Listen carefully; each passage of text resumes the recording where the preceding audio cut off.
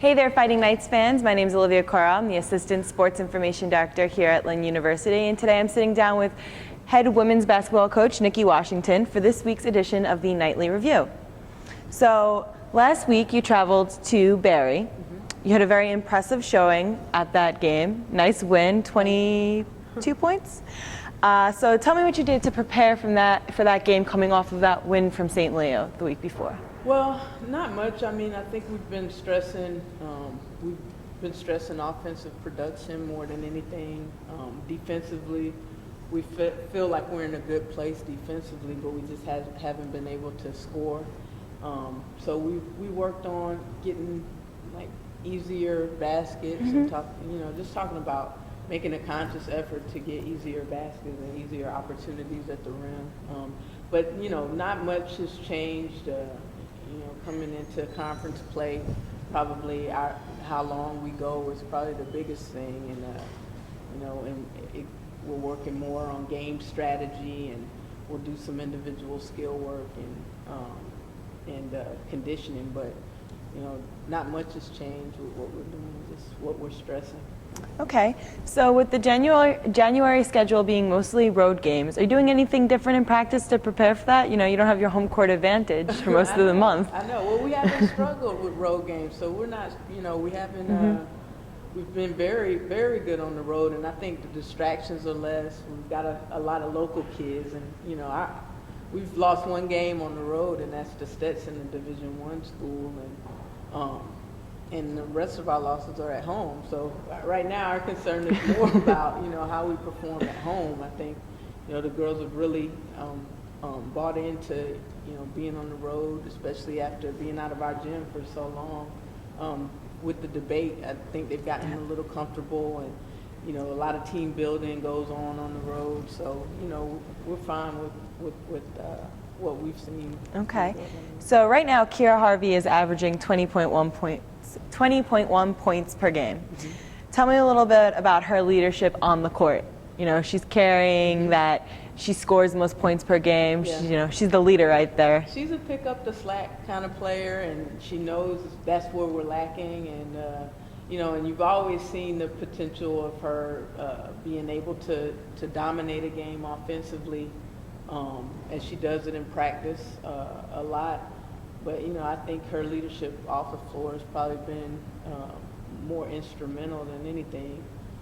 The last few games, though, Shatoria Baker has been playing limited minutes, so Kira has had to take on more of the responsibility at the point position, and you can see her out there orchestrating and telling people where to go, and she gives us input on the sidelines even about what she feels is working offensively or defensively, and just invaluable leadership, and we couldn't be more pleased with what she's given us on and off the field.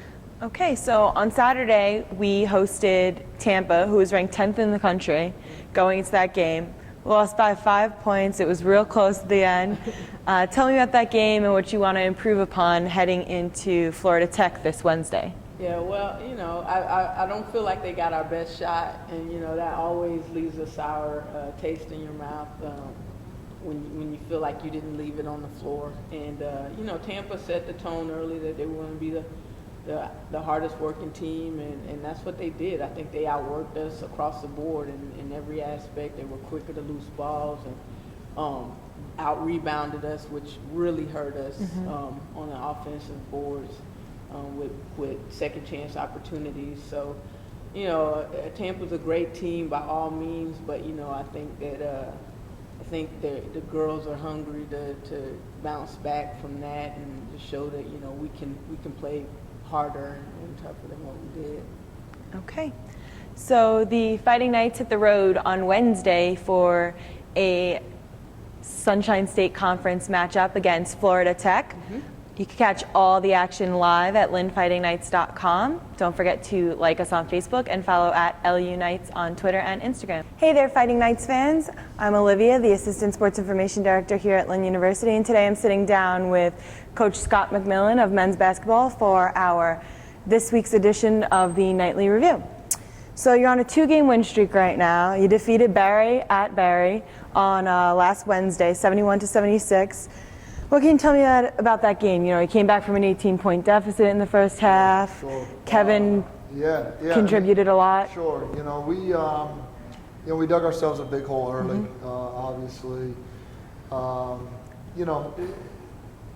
When we have success as a basketball team is when we're performing well in the defensive end. And, first half, we really struggled defensively. We finally started putting together the last 5 minutes of the first half, down 18 with 5 to go in the first half, and went into the locker room down 4. So, we're still working on trying to put together a 40-minute basketball game, and that's our goal. That's what we're trying to achieve. We didn't do that against Barry, but I was proud of the guys in the way they persevered with not being at their best, and then.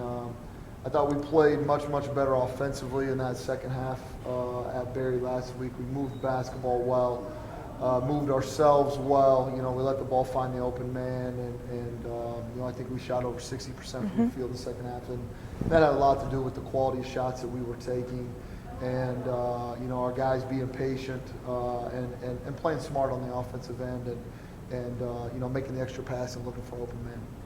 Okay, so then Saturday we hosted Tampa. They were ranked 20th in the country coming into that game. It was a big game for us. We went out there, we took an immediate lead, and kind of never turned back. We won by 16 points. What does that mean for the Knights? What did you work on going into that game? This week was better. I thought, the first half in particular, we were pretty good defensively. Obviously, we held them to 20 points. I think, we fouled too much. Overall the entire game. But, I thought for the most part defensively, we did a pretty good job. We've still got some areas we've got to work on. We didn't rebound it, particularly well all week. That really hurt us. We gave up some offensive rebounds just on missed free throws, just little things like that. They got to continue to improve. We got to do a better job of the little things. Taking charges, winning the 50-50 balls, those talking defensively, those things got to really continue to ramp up here as the conference slate continues. I was happy with this past week. Obviously, being able to go a week where you get 2 conference wins is always a positive. But next challenge, and that's what we're focusing in on right now, is preparing ourselves for a big week ahead with 2 games on the road. Yep, so continuing our road games of January, it's a big trend we're seeing this month. On Wednesday, we'll travel to Florida Tech. What kind of things are we doing to prepare for that game on Wednesday? Well, Florida Tech's the defending conference champions, so they hold the crown right now. So we've got our work cut out for us. Florida Tech always performs well at home, so we're going to get their best. They're typically, and this year is no exception, one of the most talented teams offensively in our conference. So, I think they're first or second in the conference in scoring offense. So, we've got our work cut out for us on the defensive end. Offensively for us, we've got to make sure that we're addressing some things and taking care of the basketball and making sure that we're getting great shots every time. But, hopefully we can continue to improve. Last week was obviously a good week for our team, but we've got bigger challenges ahead. And today I am sitting down with head women's swimming coach Nikki Alvarez, and we're going to discuss swimming, obviously, on this week's edition of the Nightly Review. So Saturday we raced against St. Leo and Florida Tech. We lost to both teams, but we had an impressive showing from a few individuals on the team. Tally Carmignani won 3 events. She had a little hat trick, and Tyne also earned top honors in the 200 breaststroke. What can you tell me about the meet? I wasn't there, but give me a little preview. Tell our fans what happened. Yeah, well, Tally did have 3 solid events. She swam the 1,000, and her fastest in-season time, she went faster than that at the Nova Invite, but was tapered for that meet. So this is the fastest she's been unrested. And we've been training hard, so to put up a solid time like that was really great, along with the 400 IM. The 400 IM was probably the best time, I would say, out of the 3 events. And then the 200 back, her last event, I think just coming off such a heavy lineup, was a little bit tired, but still a solid showing. Tyne did not have a great 50, and then she came back to go at a season best in the 200 breaststroke. And she said to me after that, that's as fast as she swam tapered last year. So for her to be going that time in season is really, really great. Other than that, Julia Peterson had a great meet. She had a great 200 backstroke. I think her 200, there's still some technical things that we're working on, but the swimming was good. Darian Wepner is making some good progress after coming off volleyball. Yeah. She's finally coming around and able to train with the other girls, so it was exciting. It was a good meet. Okay, so who else, I know you just mentioned a few, but who else really stood out and is kind of stepping it up now that we're getting into the heart of the season? The regular season ends next week. I think Tyne and Tally and Julia are really strong, and the other girls are really starting to become focused as well. Morgan and Darian as well become focused, and Clarissa too, on what they have to do in order to swim well at conference. Okay, so we wrap up the regular season on January 19th in Daytona Beach. Tell me what kind of preparation we're going to do for that meet. We're going to be training through that meet. As far as preparation, that meet is going to be, preparation for conference for that. So I'm going to try to get the girls in some events that they're going to swim at conference, so that they can have one last shot with in-season experience in those events, and then we'll have a couple week break before conference. Okay, so Daytona Beach on Saturday the 19th, and will be our last conference match. And fans can catch all the action live at linfightingknights.com.